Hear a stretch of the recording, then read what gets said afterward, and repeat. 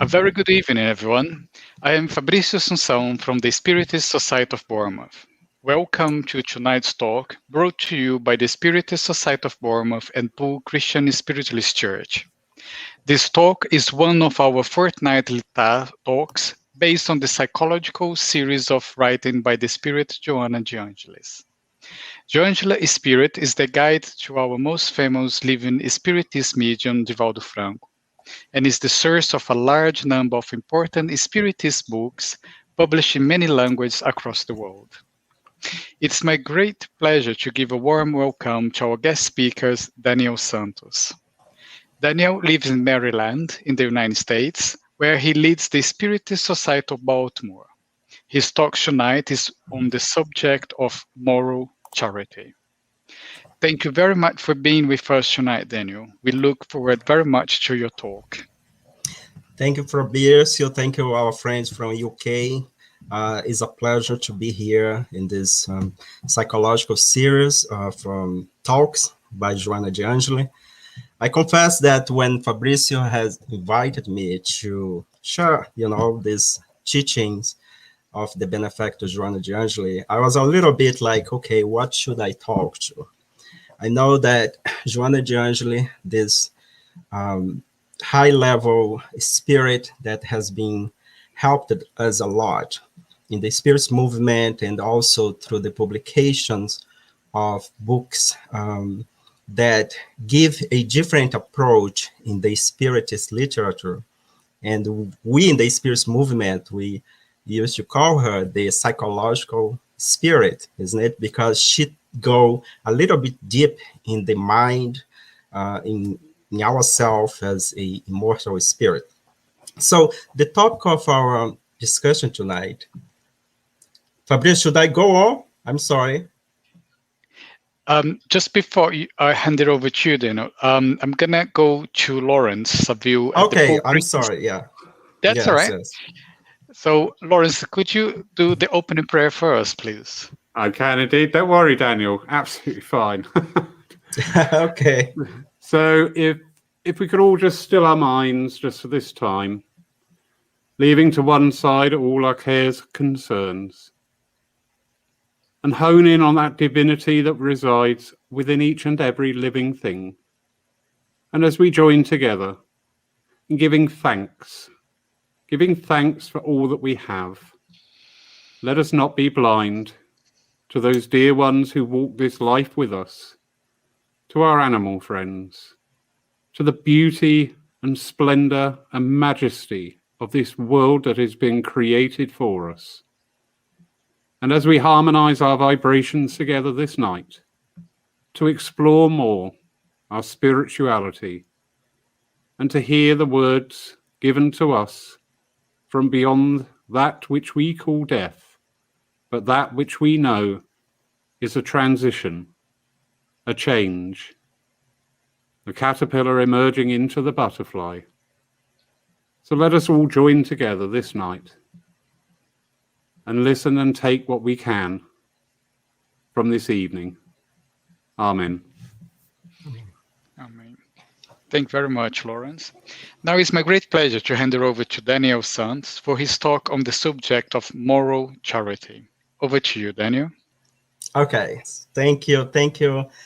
First of all, thank our friend from UK.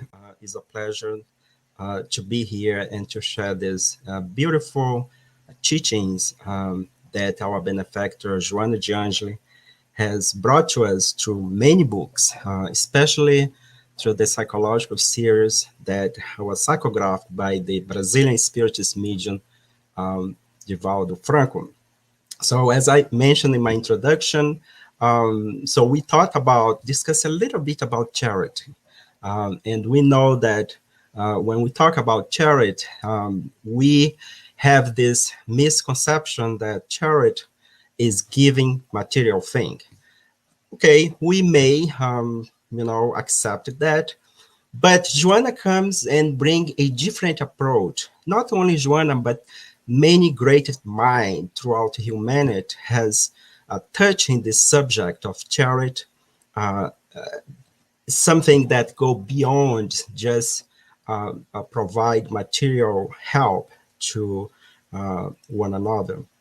So we decide to discuss a little bit and bring to our reflection the moral charity, or the conscious charity. We try to put the word charity in the right place. Because as I said before, we have been using this word and sometimes misleading our action.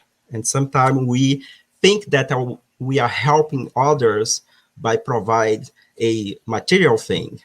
But at the end of the day, the question is, what we are doing? Is this a movement that we do because it's through a result of our feelings, or is just like a projection of our persona, or the shadow, or the ego, as Joanna de Angelis bring this very well in her books. So to our discussion today, I would like just to bring a couple of information that we have been learned throughout humanity about the word charity. And I would like to start with this sentence. If we have to define charity, we would say that charity is love in action toward others. So the first one that has said this sentence, this phrase, was Paul. When Paul was writing to the Corinthians, and we can find this in his letter, epistle to the Corinthians, when he said that charity is love in action. So sometimes we may mix the word love and charity, but the reality is charity, love is the means that will define what charity is. So talking about Paul, we can say that in that beautiful letter that he wrote to the Corinthians, to the church, we see that text that nowadays is even used in wedding in some special place to define love. But we may argue here because that text somehow is due to translations. We depends of the version of the Bible. We get these texts. Some of those mention love, other mention charity. I believe that Paul wanted to really focus on charity, and so at some point in the text, he mentioned, and though I bestowed all my goods to feed the poor, and though I give my body to be burned, but have not charity, it's profit me nothing. Charity suffereth long, and is kind. Charity envieth not. Charity vaunteth not itself. It's not puffed up. Right now, three things remain: faith, hope, charity, but the greatest of these is charity. And we can find more about this in the 1 Corinthians chapter 13.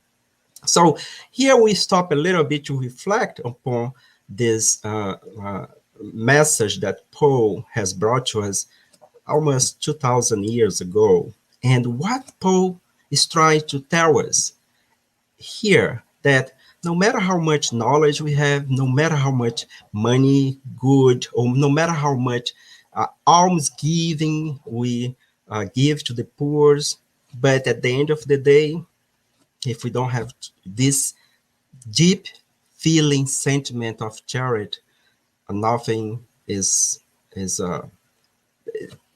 nothing you gain with that, right?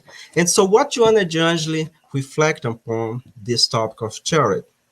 So one message that was psychographed by Divaldo Franco, Joanna says, keep in mind that charity in your actions must be the light that overcomes shadows. So now we are talking about. Now we have a different approach to understand from where this charity must come from. And she said that is a light that overcomes the shadow. What kind of shadow she's talking about? Of course, we don't have time here to go to all the psychological terminology and the study that Carl Gustav Jung has brought to us and Joanna de Angelis has adopted as a foundation for her stirred and to bring to us a new way to see life in general, the new way to see ourselves as an immortal spirit. So this shadow is pretty much that everything that is in our unconscious that we have is not aware of, but that drive us, the same way that our ego as well. We are not saying that those components of our psychic is bad. We are saying that what are we projecting to our society? What are we giving, what we are calling as charity action? So this is a personal question that each one of us need to answer to our conscience. So, but let's keep in mind and let us move on in our analysis here about charity according to Joanna de Angelis. So the way we're going to bring this, we pick some of those information from those books that she has, especially the books that is part of her psychological series. We know that she has Divaldo has psychographed something around 16, 17 books only relate to the mind and how we should understand ourselves as this immortal spirit. And of course, she has other books. I believe by right now she has published over the 50, 60 something books that touch another subject. But moving on, so also in the Gospel according to Spiritism, codified by Allan Kardec, we have a chapter in that book that is entitled, Without Charity, There is No Salvation. And we ask ourselves, wow, a whole chapter about charity? Yes. And that was needed because when that book was put together in the 1800s, the main idea in that time is that without the church, there is no salvation. So the noble spirit, of course, together with the codified Allan Kardec, decide to rephrase that sentence, and that's what the banner, without charity, there is no salvation. We're going to try to argue here tonight and to make this analysis under the psychological view of Joanna de Angelis. What means to be a charitable person? And the question is, are we a charitable human beings or a charitable individual? So this is a question that is pertain to each one of us. So it's not something that we are here to judge. If we are doing your charitable work in your spirit center or in your spiritualist church, and if we are writing a check to help a foundation, non-profit organization, and if you consider this a charitable action, that's fine. That's fine because we have no authority to judge the action of others, but our own action, right? So in that same chapter in this book, there is a message by the spirit Francois Xavier. This is in chapter 7, when he finalized his message by saying, when charity becomes the rules of conduct for humans, they will conform their word and action to this maxim: do not do unto others what you would not want them to do unto you. Then all causes of dissensions will disappear, and with them the causes of do and was, which are actually those between people, right? And we see a lot of this in our society, especially in the current moment that we are living in. The big challenge, the suffering, comes from relationship issues. This is present in our family. This is present in our workplace. This is present in our society. This is present in our spiritual institution. And what happened?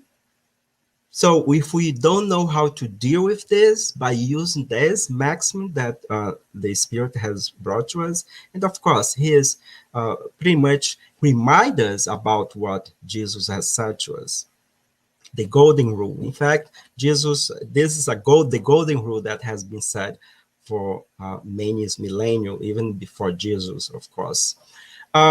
So we cannot consider ourselves charitable because, as we mentioned at the beginning, it's not giving material thing, but also giving our understand, is exercise the self, as Joanna just mentioned. We are here to project ourself, but sometimes ourself is tainted by our egos and our shadows. And that is very clear what she has invited us to analyze when we read her books. So, and then she comes again, and we're going to bring Joanna Angela a lot here because this is a psychological study of her work. And she said, charity is not just a theological virtue. Charity is not just a religious guideline. Charity is not a conditioning of faith. Charity is purely and simply a normal pattern of behavior. So let us stop, let us think about what she's saying here. So charity is a pattern of behavior. And we may ask, what is behavior? Well, behavior is the way we conduct ourselves toward one another, toward our society, even toward ourselves, how we analyze and we think about ourselves. So now, if this pattern of behavior is negative, so this is telling which stage we are in that moment. And we can expand this to the collective conscience, our planet. And we can see why we are still living a planet of trial and atonement, or expiation, as we say in Spiritism as well. So there is a cause that we are still experiencing all this. And the cause is that we need to do our inner journey. And we're going to see this as we move on in our presentation. So since we are in this planet, the planet Earth, beautiful planet, of course, is our home. We learn in the Spiritist literature that the level that we are right now is a level that evil still prevail. When we say evil, we are not saying that God's great evil, but is the product, the misunderstanding of our choices that will harm others. And this is just a moment in our evolution, and we will move on to the next level that probably is going to be a planet of regeneration, where goodness will prevail, right? But right now, let's concentrate in the level that we are. We are in this level that, let me see the time, okay. We are in this level that we still have a lot of negative action, okay? And let's not be worried, because as we learn about ourselves and understand that we need to be more a charitable person, maybe we'll get there in the planet of regeneration. If not, we're going to be invited to go to another planet to help in the evolution of that planet, okay? So in this level that we are, the spirit of doing good things, or do goods always, is an exception, right? So right now, the sentiment of goodness is not spontaneous everywhere. We just need to sit down for like 1 hour in front of our TVs and turn on our local news, and we see that majority of the news is not good news, in the sense that, you know, people are helping one another, are respecting one another. We see more conflict and problems and suffering than goodness out there. Then the reason for that is that, we are still in this process of learning about ourselves. Also, we learned that our planet is inhabited by spirit indebted with the laws of cause and effect. Daniel, I don't believe it. That's okay. That's fine. You believe what you believe.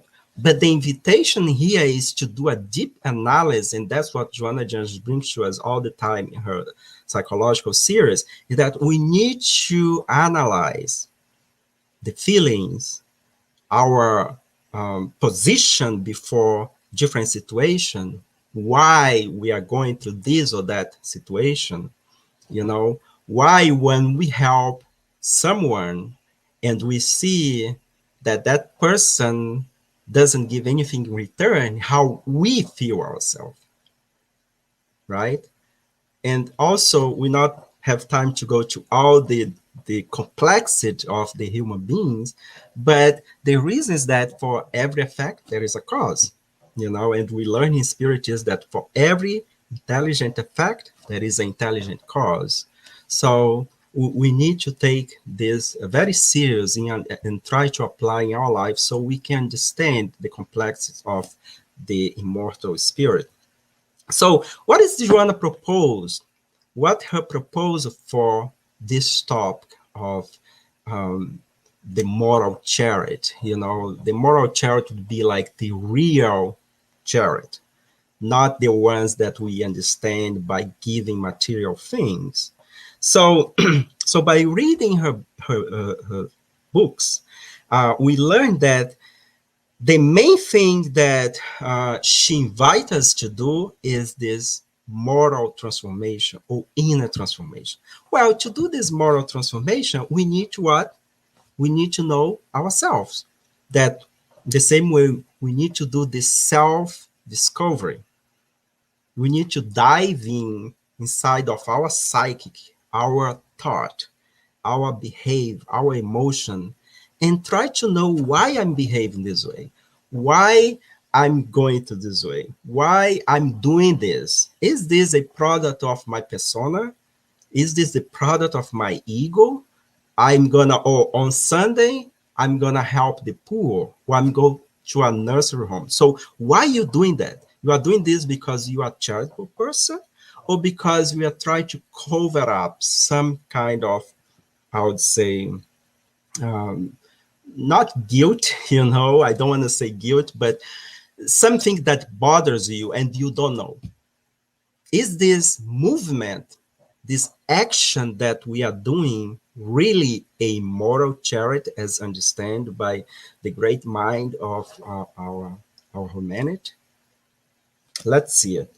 So, and at the end goal here is through this moral transformation, this self-discovery, we become what she says, the conscious beings.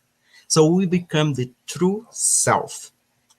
We know that our unconscious, it has those archetypes, as she mentioned, and also as brought by Carl Gustav Jung, that those archetypes is in fact pattern of behavior that is collected through experience of many reincarnation or lives and lives that we had before, that form this individual that we can call nowadays the spirit, us incarnate, So, but the idea is to reach that level that we become full aware that everything we do, every thought we have has a period in itself. It's not something that will cover up a feeling or a guilt from our misdeeds from the past, and even from this reincarnation as well. So in this book, and I have this book here that we here in the Spirit Society of Baltimore translate this book. Like I remember when this book was published about 15 years ago, I think. It was a great joy for us and very a challenge work to do. that mainly was done by Dr. Vanessa Saloni. In that time, she was the president of the Spirit Society of Baltimore. And in this book, Joanna, in her introduction, she brings this phrase that I would like to share with you. The experience of self-discovery allows the individual to identify his or her limit and dependencies, his true and false aspiration, ego tricks and impostures of illusion. I'll stop here and you can read again. I know that it's very deep what she's saying here, but we are talking about experiences. So we learned that for us to have this moral transformation, we need to go to experiences in our life. And this experience could be, we cannot achieve this self-discovery by stay home. By stay home, we go to the top of a mountain and be meditating over there. We need to go and meet other people. So in order for us to start to learn about ourselves and to dive in our own issues. So, and we need to make sure that we know very well, what is coming from our true self, where is the work of the ego or the shadow. And for this, we need to have experience, right? So otherwise, everything becomes an imposter's illusion. What this means that sometimes, I have to do my charitable work. I need to help these people. But we need to ask the question, is this true? Is this a true feeling? Or this is just something that, you think by doing this, you're expecting something in return. If there is any expectation when we help someone, then we are not yet in the level of doing what we call moral charity. We should be able, that's the ideal, we should be able to do things without expectation or anything in return. But until there, we're gonna collecting experience by put ourselves out there, by helping one another, and at any means that we can. If you just wanted to help in the material level, that's fine. Nobody's here to judge you. Nobody's here to judge you, right? So once we do this, slowly we will achieve what she calls the moral transformation. We will do what we are calling here the moral charity. Okay, so this is a beautiful invitation, very profound, but it's another way to see what kind of work or action we are doing in our spirit center, in our spiritualist church, toward one another, in our society, and then we think that we are really doing the charity as preached, as said by Paul.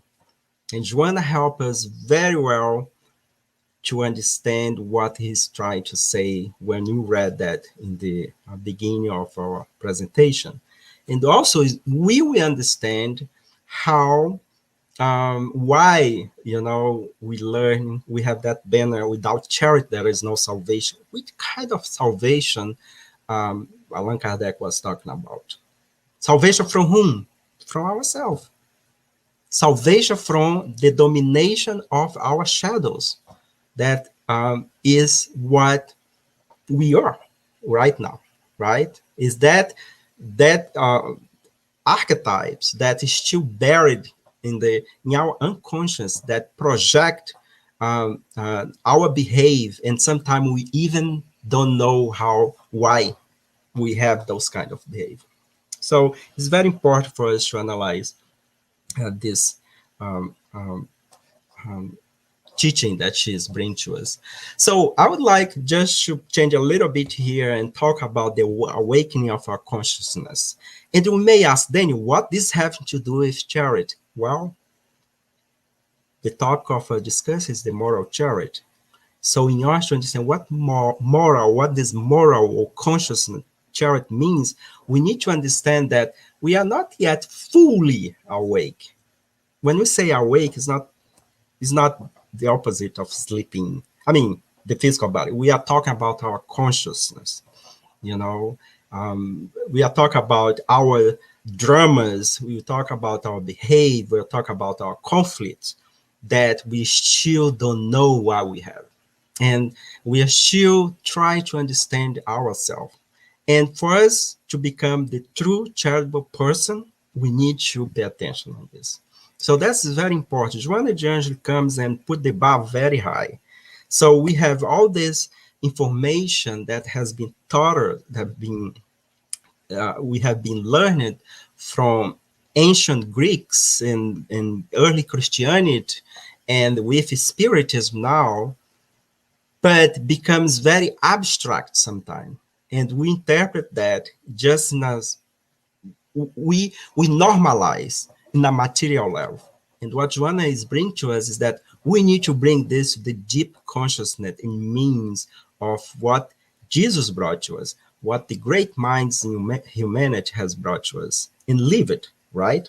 And sometimes we wanted to do the good things, but we speak well, we do things well out there, but inside of our consciousness, our conscience, we have like a nightmare of conflict, right? So let us understand that, in order for us to awake our consciousness, we need to have experience in life, right?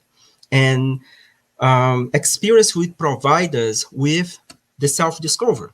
We have mentioned this before. We cannot dive in and learn about ourselves if we don't go and meet other people, if we don't live in society. So this experience that will lead us to our self-discovery, it will help only if we look at other people, if we live with other people. And then we learn how they deal with life, how by helping them, for example, help with their pain and suffering, by looking the situation that they're living, so that can be named charity, but not in the true sense of charity, but will be a mean that can help us to what? To think more about our own life. And this is the process of awareness that will generate the transformation within ourselves. So, in another word, by going toward others, by acting in the area to help others, by being a charitable person, not the true charity, because we are exercise this action to help one another. Sometimes our help has a second agenda, or we are expecting something. In this process of experiencing the relationship with others in different level, will somehow help us to generate this transformation and the moral transformation that will help us to free ourselves from the shadows one day. Okay? So Joanna is just bring this to us, and we add that charity over there because it's the way we interpret that. If we pay attention, it's the mechanism where we can take took in consideration for us to one day call ourselves a charitable person in the true meaning of this moral charity that we are discussing here. So in this book, I don't believe this book is in English. I don't think so. It's called Momento de Consciência, psychographed by Divaldo Franco, of course, and Joanna de Angelis. Probably, if they translate, would be moments of awareness or conscious moment. I don't know. So there is a passage that I think is very important for us to understand what this awareness means. And she says, this awareness is not of the intellectual nature or nor activity of the brain mechanism. It is the driving force that comes from within. It is conquered from the evolutionary experiences to externalize in the form of actions. And we wanted to make a bridge here. externalize in the form of action is the same thing to externalize in our charitable approach to others. Okay? We can interpret like this way. Of course, we can use in any form of action we have. But at the end of the day, is the relationship that we have with one another. Could be in the material level, could be in the mental level. But she is telling here, that's not product of our physical brain. It's not a mechanism of the brain. It's not. She's invited us to dive in. This is the driving force. Well, this driving force is conquered through many experiences we have in this life, but also from previous lifetime. We have discussed it before. In the level that we are in the planet of the planet Earth, it is a planet of trial and expiation.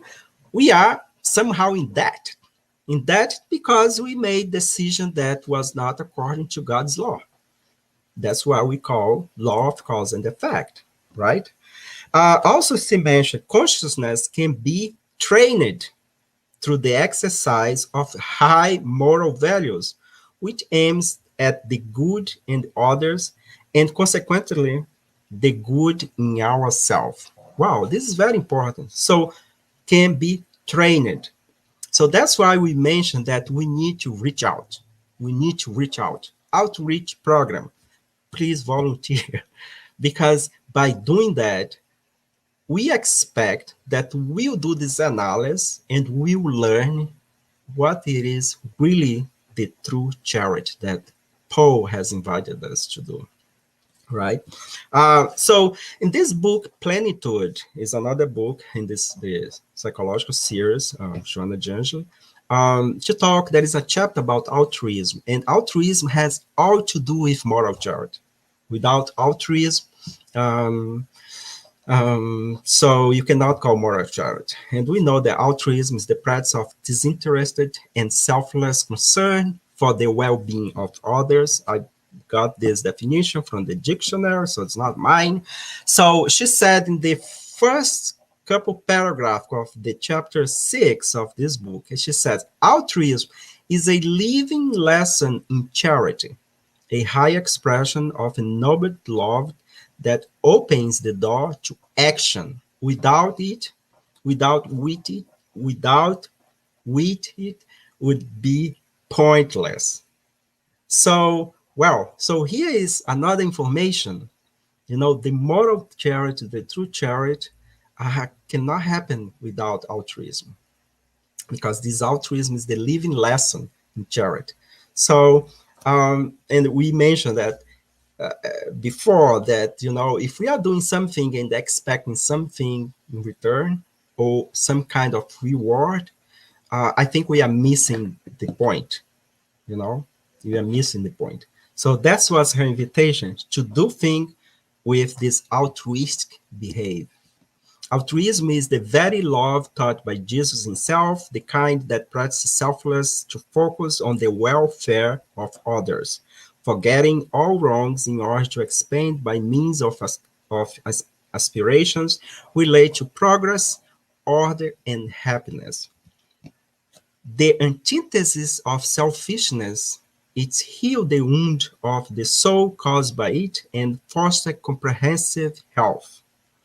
So we didn't mention, but we learned that the main problem of our society, or that the obstacle for our progress, is pride and selfishness. We have learned this, that is well described in the Spirit's book, especially in the third part of the moral laws. Kardec asked about what is the main problem that stop progress to happen, and the Spirit answered pride and selfishness, right? And this is in the law of progress, if I'm not mistaken.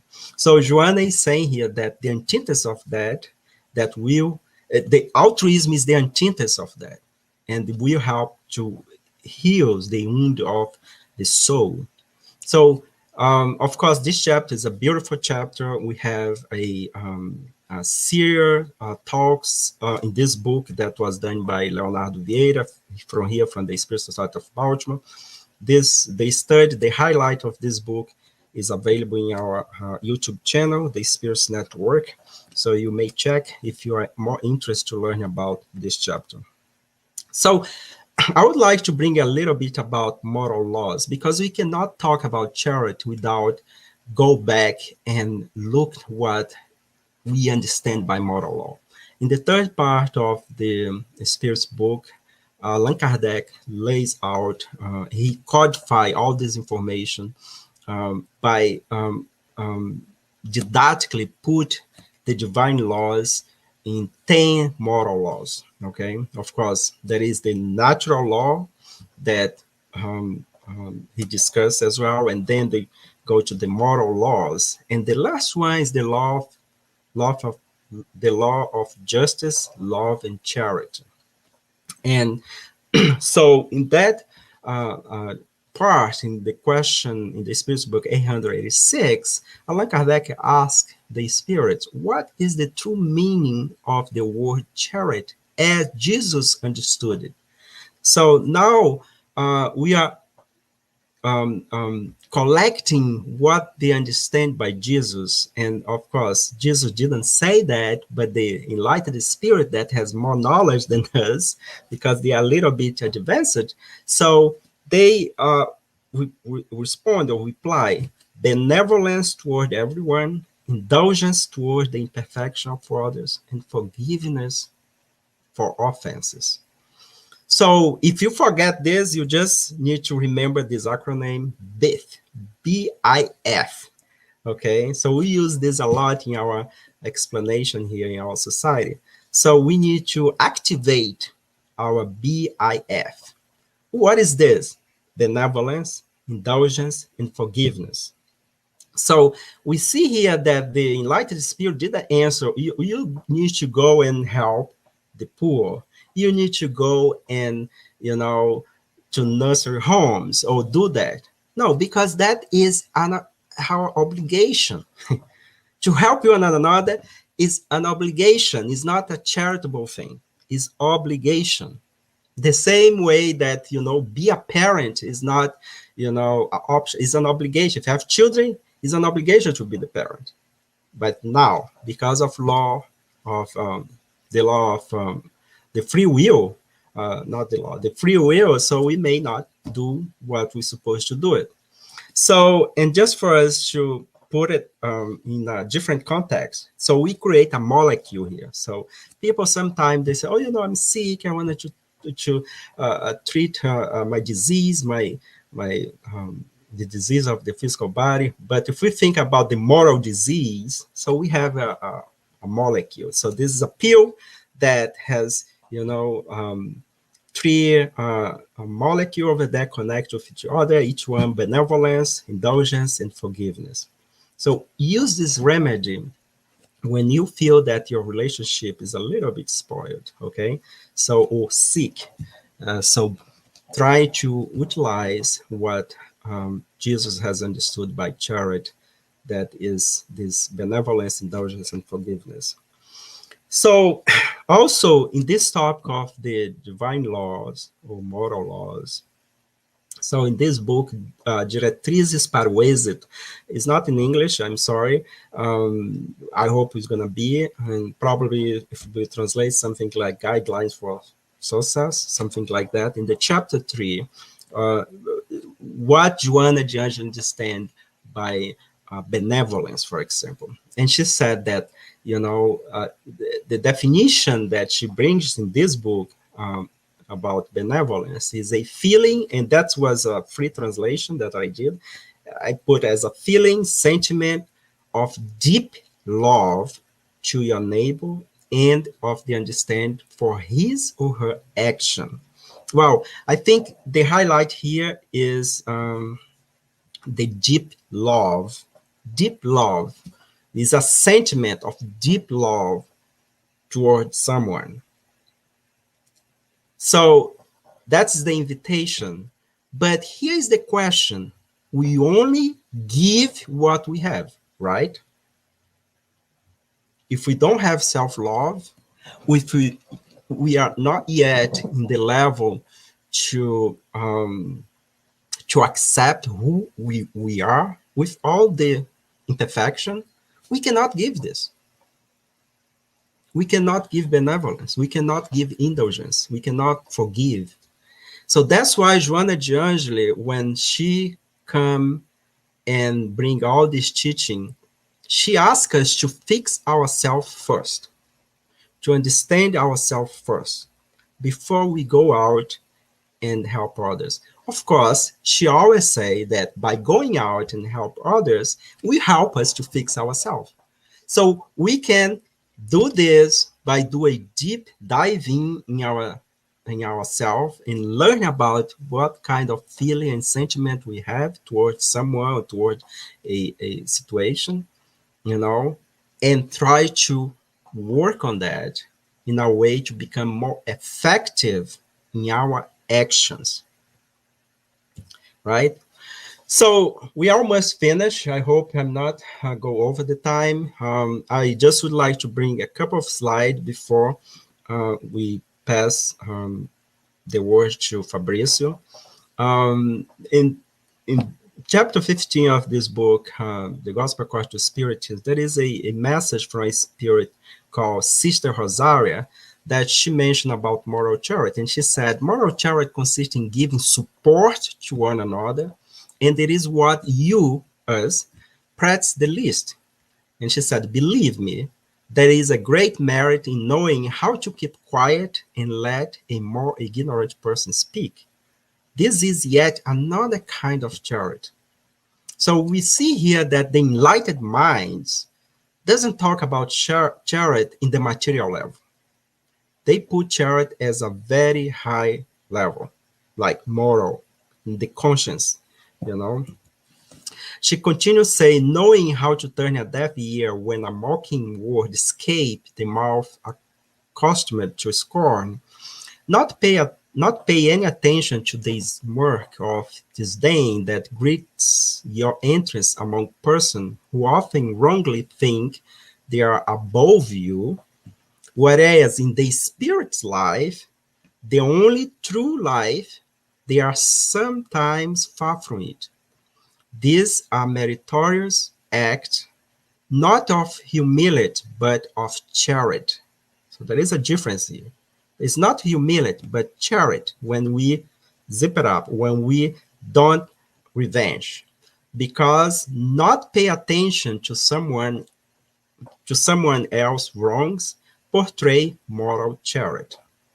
So again, this is another way to see this topic of moral charity and to ask ourselves, are we really doing this proposal that Joanna brings to us when we are using the word charity?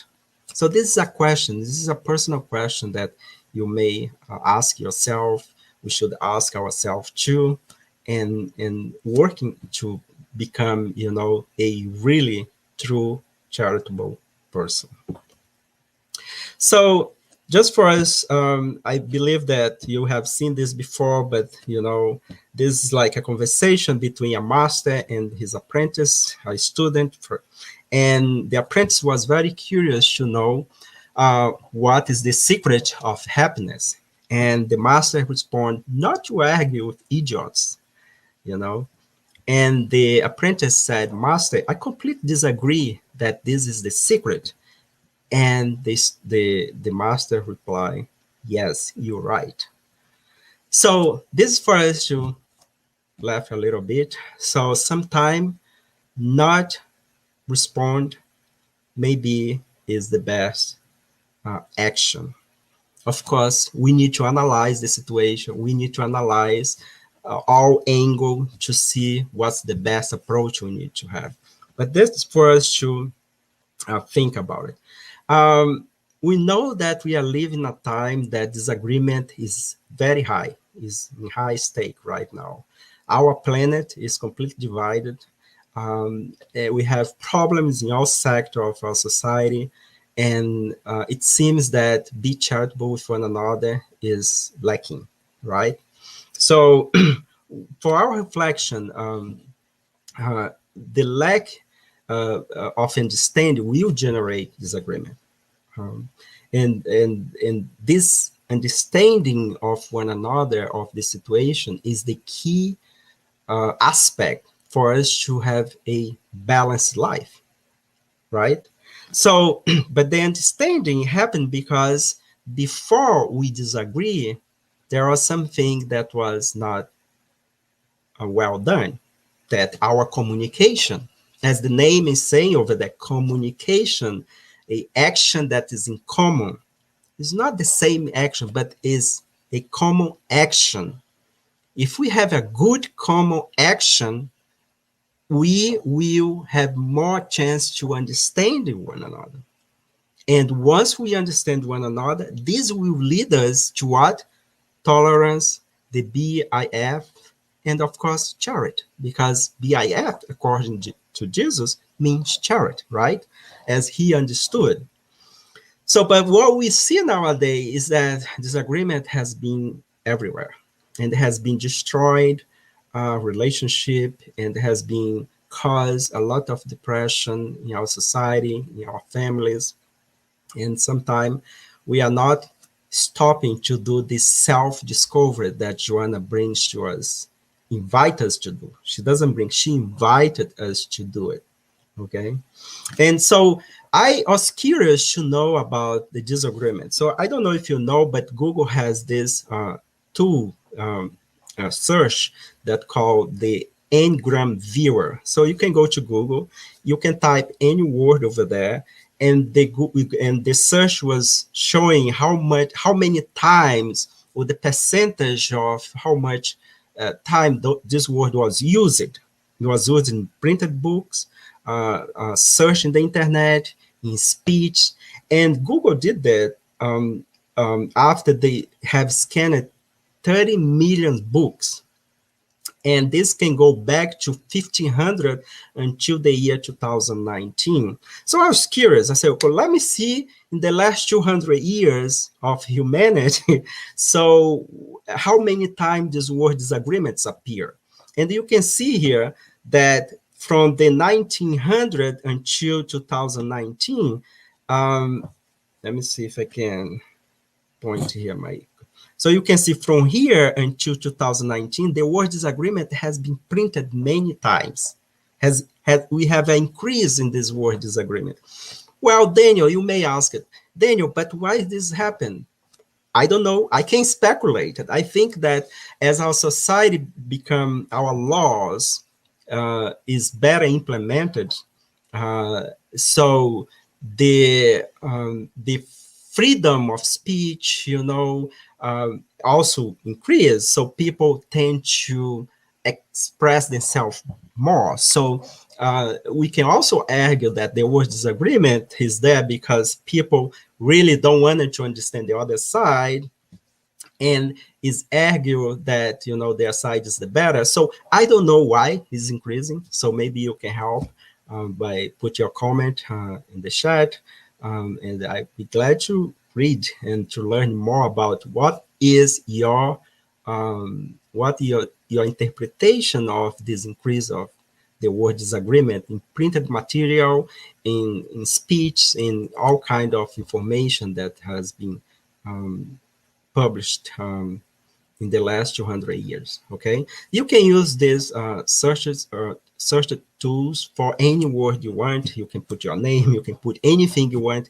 They're gonna give to you a projection in how much that word has been used.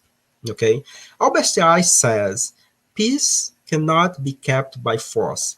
It can only be achieved by understanding. Beautiful quote. I wanted to bring this so you can reflect. And I would like to finalize with this sentence by Joanna that is printed in the book, The Conscious Beings, when she says, conscious individuals are austere, but not grooming, cheerful, but not flippant, benevolent, but not consenting to error. Conscious individuals assist and empower those in need and then go on their way without expecting anything in return. This conscious individual would be the true charitable person. And that's where we want to go.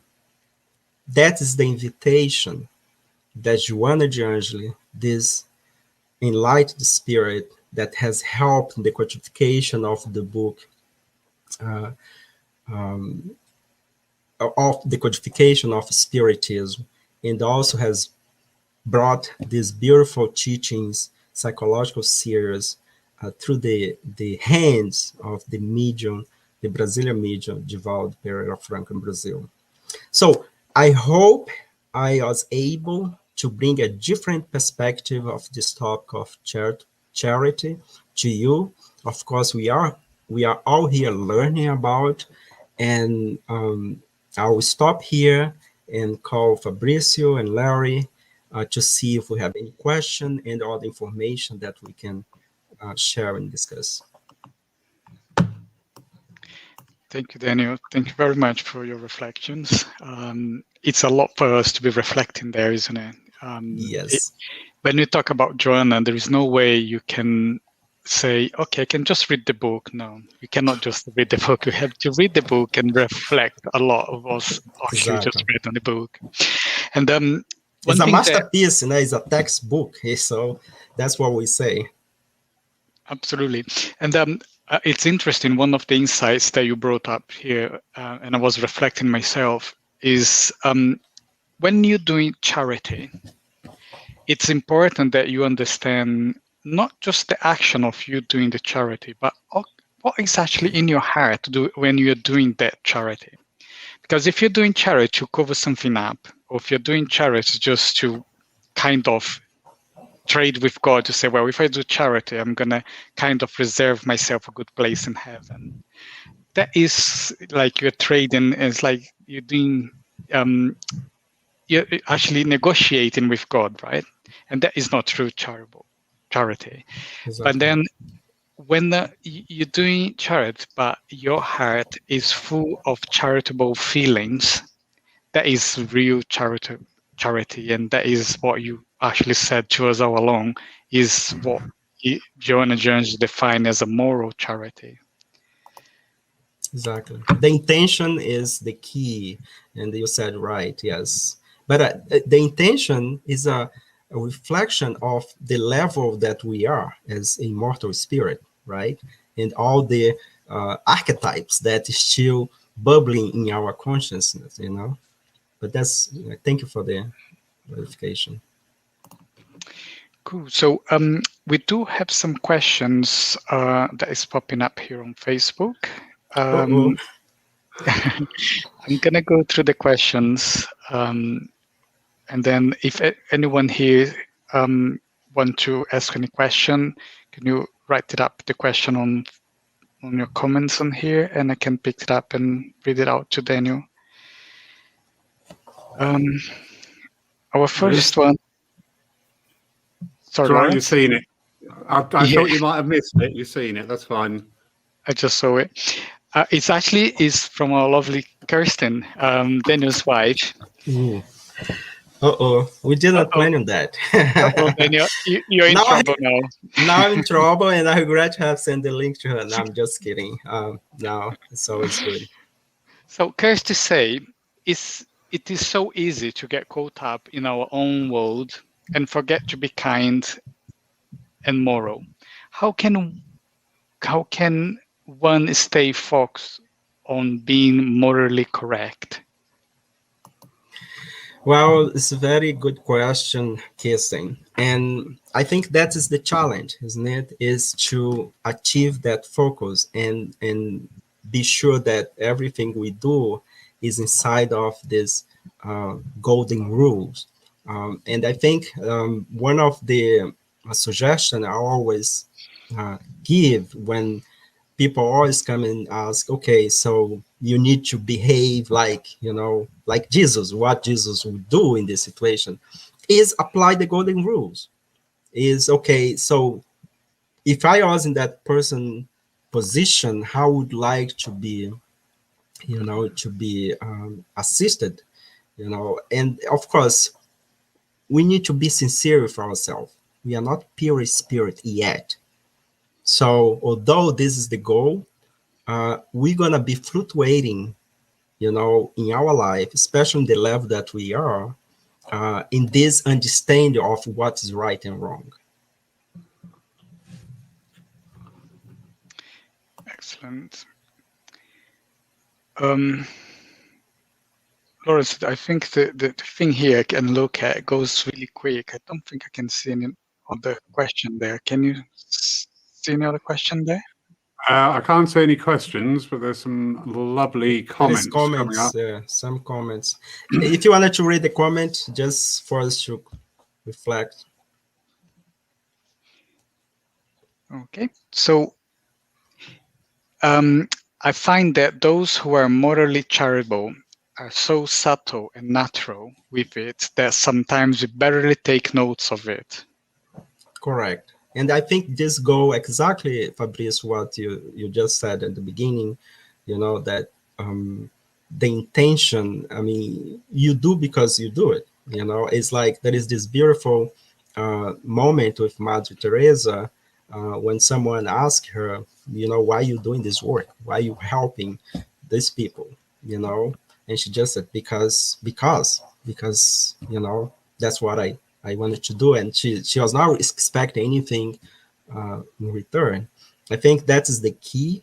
I think, when we do, is what Joanna de Angelis beautiful describe this charitable person in the chapter 6 of the book Plenitude, when she talk about the altruism, the altruist person. I think if you combine that, what Jesus understand by charity is what we are discussing here, is the end goal of our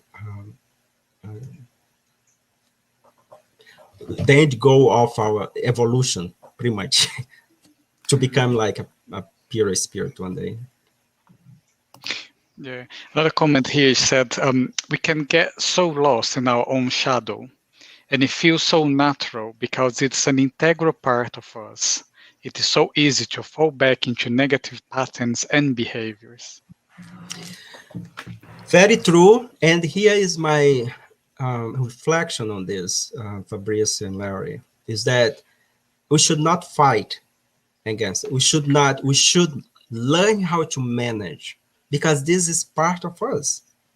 This was, as we learned with Joanna, is a collection of experience that has defined us where we are nowadays.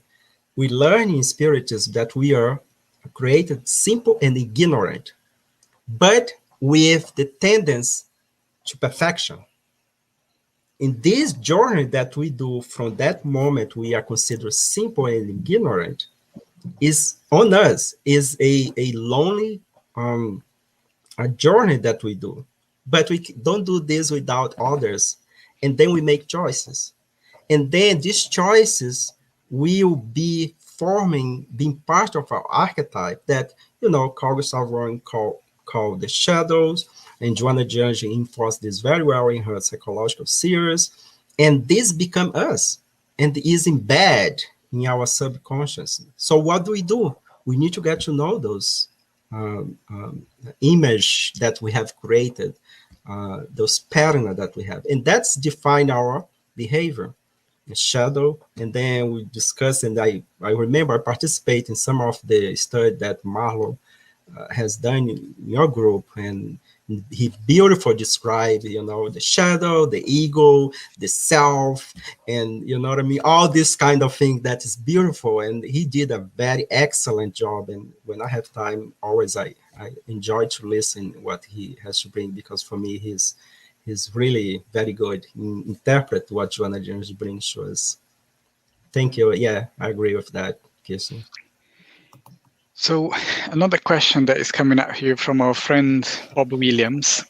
He says, politicians and society in general promote an insistence on people's rights, on gaining and keeping wealth and winning against competitors. Do you agree that these pressures in modern society fight against benevolence, indulgence, and forgiveness, and against moral charity? Very good question. Thank you, Bob, for participating and for posing your question. Well, it's very hard for us to judge what other people is thinking, but of course, we can analyze the situation because we are embedded in the society. We are part of this society. And when we talk about politicians, when we talk about those that are in position of power, we need to do analysis as a collective consciousness. We cannot just look at one side of the situation.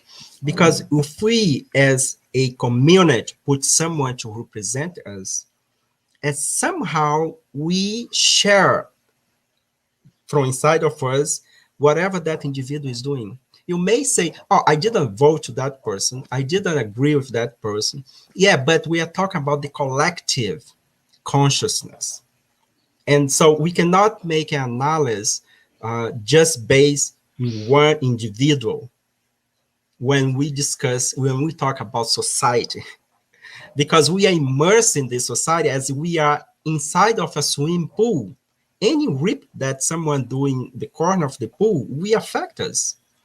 And we cannot put ourselves outside of the pool. We are inside of the pool, so we are part of that situation as well. Even if you are actively action or not. So if I agree that this pressure, so the society needs to move on. Progress needs to happen.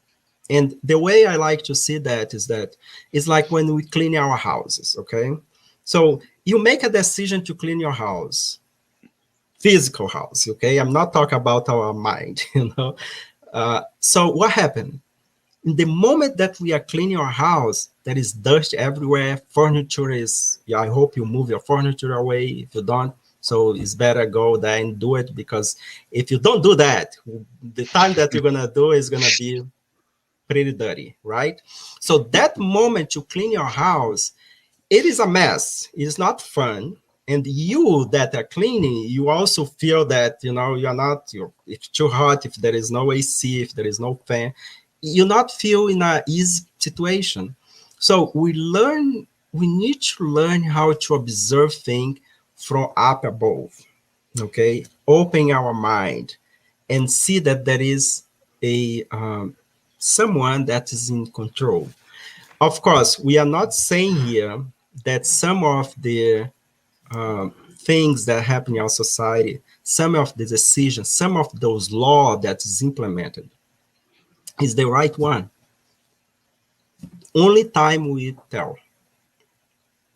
Only time. And sometime we are invited also to exercise this another virtue, patience, and do the best that we can, so we can come back, I hope, in the planet that is not more a planet of trial and expiation, but a planet of regeneration. Thank you, Dan.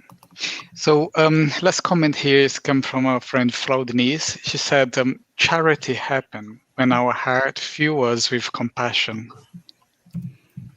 True, agree, yes. And the challenge here is develop compassion. All this word is beautiful. And that's why Joanna is so important in the analysis of those words. Everything is connected to the development of the sentiment, to how you express yourself. And I completely agree. Develop compassion, gratitude, right? And Joanna has a book that she called, that it's entitled The Psychology of Gratitude, I think. Psychology that is all about gratitude. And I was amazed because we did this study here, Kirsten did the study here in the Spirit Society of Baltimore, and I was, oh my goodness, can you write a book only about gratitude? Is, you know, because if I think about gratitude, probably I could not even write a line, you know, gratitude is gratitude, that's it. But she elaborated very well on this topic of be grateful, you know. Excellent. So Abigail say, thank you, Daniel, and the Spiritist Society of Bournemouth. May God bless you all. I'm going to ask Lawrence to put a leaflet up to invite you all for an event that will happen on the 18th of April. It's our British Union Spiritist Society celebrating 160 years of the Medium's book, and the speaker is Joanna Daledone, and the time is 11 o'clock a.m. UK time. So once more, 160 years of the Medium's book by Allan Kardec. It's an event organized by the British Union for Spiritist Societies, 11 o'clock a.m., 18th of April.